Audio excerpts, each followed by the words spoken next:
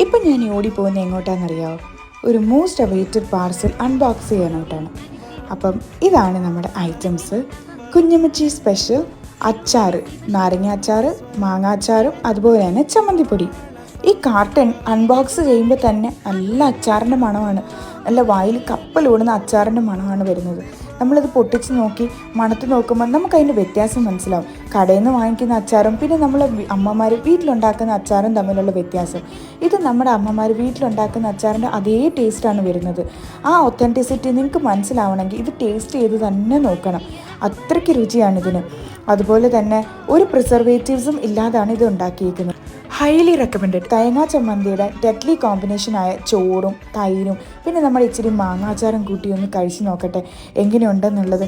ഇത് വീഡിയോ എടുക്കുമ്പോൾ തന്നെ എനിക്ക് നല്ല വായിൽ കപ്പലൂടുകയാണ്. ഇത് കണ്ടിട്ട് തന്നെ നല്ല ഉഗ്രം ടേസ്റ്റായിരുന്നു, ഒന്നും പറയാനില്ല. അപ്പോൾ നമ്മുടെ